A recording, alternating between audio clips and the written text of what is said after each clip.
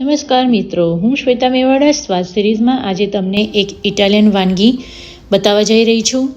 Italian વાનગીનું નામ સાંભળતા જ આપણને બાળકો યાદ આવી જાય છે. બાળકોને બહારના પાસ્તા પીઝાવાળી વસ્તુઓ ખૂબ જ ભાવતી હોય છે. તો આજે હું આ પાસ્તાની શીટથી બનાવવા જઈ રહી છું નવી વાનગી.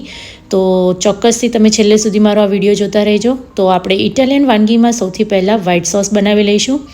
ઇટાલિયન વાનગીમાં હંમેશા વ્હાઇટ સોસ, રેડ સોસ આ બધા સોસ પડતા હોય છે. તો તમે આ સોસ પહેલેથી બનાવીને પણ સ્ટોર કરી શકો છો. તો અહીંયા આગળ વ્હાઇટ સોસ બનાવવા માટે 2 ચમચી જેટલું બટર લીધું છે, 2 ચમચી જેટલો મેદો ઉમેર્યો છે અને એને બરાબર આવી રીતે શેકી લેવાનું છે. ગાંઠા ના રહી જાય એના માટે કન્ટિન્યુઅસ આવી રીતે વચ્ચે હલાવતા રહેવાનું છે. અને લોટ શેકાઈ જાય ત્યારબાદ આપણે એની અંદર અડધો કપ જેટલું દૂધ ઉમેરીશું. મિત્રો, આવી રીતે દૂધ ઉમેરવાની પ્રક્રિયા આપણે 3 વખત કરવાની છે. એટલે ધીમે ધીમે દૂધ તમારું અંદર ઓગળતું જશે એમ તમારો આ જે પેસ્ટ છે એકદમ ઘાટી થતી જશે. જ્યારે પણ તમારી પેસ્ટ ઘાટી થઈ જાય એટલે દૂધ એની અંદર અડધો કપ ઉમેરવાનો રહેશે. તો આપણો આ સોસ એકદમ રીચ અને ટેસ્ટમાં ખૂબ જ સરસ થઈ જશે. હવે સ્વાદ અનુસાર આની અંદર મસાલામાં આપણે ઓરેગાનો ઉમેરીશું, સ્વાદ અનુસાર મીઠું ઉમેરીશું અને ચીલી ફ્લેક્સનો ઉપયોગ કર્યો છે.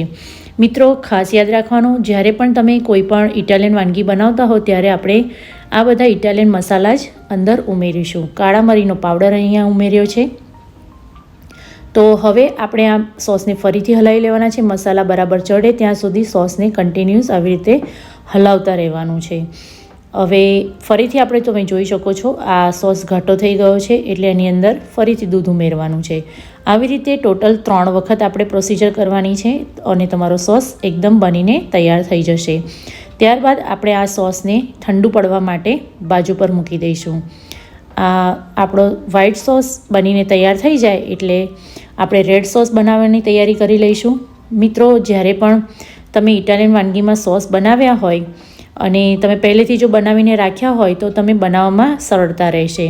હવે રેડ સોસ બનાવવા જઈ રહ્યા છે તો પેનમાં ફરીથી 2 ચમચી જેટલું બટર લેવાનું છે અને ટામેટો પ્યુરી આવી રીતે બનાવી લેવાની છે તે ઉમેરવાની છે. સરસ મજાનું આની અંદર આ તેલ છૂટું પડે ત્યાં સુધી રેડ સોસને આપણે ગરમ કરીશું. સ્વાદમાં મીઠું થોડું ઉમેરવાનું છે સ્વાદ અનુસાર. ત્યારબાદ એની અંદર તીખાશમાં થોડી ચીલી ફ્લેક્સ અને ઓરેગાનો નાખ્યા છે. મિત્રો, બાળકોને ઘણીવાર બહુ તીખું નથી ભાવતું હતું તો સ્વાદ અનુસાર જ તમે ચીલી ફ્લેક્સ ઉમેરશો. હવે આ મસાલો ચડી જાય ત્યાં સુધી રેડ ગ્રેવી તમારે તૈયાર કરી લેવાની અને સાઈડ પર મૂકી દેવાની ઠંડી પડવા. ત્યારબાદ આપણે અહીંયા આગળ બધા વેજીટેબલ્સ લેવાના છે.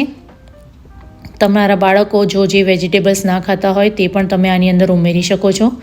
અહીંયા આગળ મેં કોર્ન, કેપ્સિકમ અને ગાજર લીધા છે અને સ્વાદ અનુસાર મીઠું અને ચીલી ફ્લેક્સ અને ઓરેગાનો આની અંદર ઉમેરવાનો રહેશે. બરાબર વેજીટેબલ્સ અધકચરા જ તમારે શેકવાના છે. જ્યારે તમે વેજીટેબલ્સ શેકાઈ જાય એટલે એને પણ તમારે સાઈડ પર કરી લેવાનું છે. મિત્રો, તમારા બાળકો ઘણીવાર અમુક વેજીટેબલ્સ નથી ખાતા હોતા તો તમે આ રીતે એની અંદર નાખીને પણ તમે એમને ખવડાવી શકો છો. તો આપણું આ વેજીટેબલ્સ જોઈ શકો છો કલરફુલ એકદમ તૈયાર થઈ ગયું છે એને સાઈડ પર કરી લઈશું. હવે ચાલો આ ડીશને આપણે કેવી રીતે બનાવવાની છે. તો અહીંયા આગળ એક બેકિંગ ટ્રે લીધી છે મેં કાચની. તમારી પાસે જો કાચની બેકિંગ ટ્રે ના હોય તો તમે એલ્યુમિનિયમ કે કોઈ પણ ટ્રે લઈ શકો છો. એની અંદર તમે આવી રીતે એસેમ્બલ કરીને મૂકશો તો બેકિંગ તમે માઇક્રોવેવમાં અથવા તમારી પાસે જો માઇક્રોવેવ ના હોય તો તમે ગેસ પર પણ બેકિંગ કરી શકો છો. તો આવી રીતે પહેલાં જે શીટ મેં બતાવી હતી તેને આવી રીતે બોઇલ કરી લેવાની છે 5 મિનિટ અને ત્યારબાદ આવી રીતે આની અંદર ઉપયોગ કરવાનો છે. એક શીટ લેશો, ત્યારબાદ ઉપર રેડ ગ્રેવી આપણે સોસ બનાવી તો તે આપણે ઉમેરીશું. ત્યારબાદ એની ઉપર આવી રીતે બધા વેજીટેબલ્સ જે સોતે કર્યા હતા તે વેજીટેબલ્સ આપણે આવી રીતે એની અંદર ઉમેરવાના રહેશે. આવી રીતે તમારે ટોટલ 3 વખત લેયર બનાવવાના છે. શીટ મૂકવાની છે, સોસ પાથરવાનો છે અને વેજીટેબલ્સ પાથરવાના છે. આવી રીતે 3 વખત તમારે એને લેયર બનાવીને તૈયાર કરી લઈશું. અને સૌથી પહેલાં ઉપરનું જે 3rd લેયર હોય આપણું લાસ્ટ તેની ઉપર આપણે શીટ મૂકી અને વેજીટેબલ્સની ઉપર રેડ અને વ્હાઇટ સોસ બંને પાથરવાના રહેશે. મિત્રો, વ્હાઇટ સોસ આપણે ઉપર એટલા માટે પાથરતા હોઈએ છીએ કારણ કે વાનગી આપણી એકદમ ખાવામાં ટેસ્ટી લાગશે, એકદમ રીચ લાગશે અને એકદમ સરસ મજાનું આ બેટર બનીને તૈયાર થશે. હવે આ વાનગી જોઈને તમને હું નામ કહી દઉં. આ લઝાનિયા છે, તમને ખાવામાં ખૂબ જ ટેસ્ટી લાગશે. બાળકોને તો જોઈને ખબર પડી જ જશે. તો આ આપણું સરસ મજાનું બેકિંગ ટ્રે તૈયાર થઈ ગયું છે. તેને માઇક્રોવેવમાં મેં બેક કર્યું છે.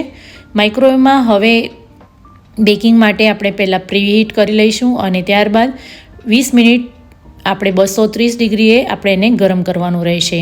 તો આવી રીતે તમે જોઈ શકો છો બધું સરસ એસેમ્બલ થઈ ગયું છે. હવે ઉપરથી આવી રીતે વ્હાઇટ સોસ પાથરી દેવાનો છે અને એની ઉપર હજી પણ બાળકોને ગમતું એક ઇન્ગ્રીડિયન્ટ છે, તે કયું છે? ચીઝ. ચીઝ તમે આની અંદર ભરપૂર માત્રામાં ઉપરથી ગાર્નિશિંગમાં નાખી શકો છો. મોઝરેલા ચીઝ અથવા પ્રોસેસ ચીઝ હશે તો પણ ચાલશે. તો આવી રીતે આપણી આ ટ્રે બનીને તૈયાર થઈ ગઈ છે. હવે માઇક્રોવેવમાં આવી રીતે ગરમ કરી લીધી છે. તો તૈયાર છે આપણું લઝાનિયા ગરમા ગરમ ખાવા માટે. બાળકો જોઈને ખુશ થઈ જશે. તમને મારી આ રેસીપી કેવી લાગે છે એને લાઇક શેર કરવાની ન ભૂલશો અને કમેન્ટ તો ચોક્કસથી કરજો. અને હજી સુધી અમારી ચેનલને સબસ્ક્રાઈબ ન કરી હોય તો સબસ્ક્રાઈબ કરજો. નવી રેસીપી સાથે ફરી મળીશું.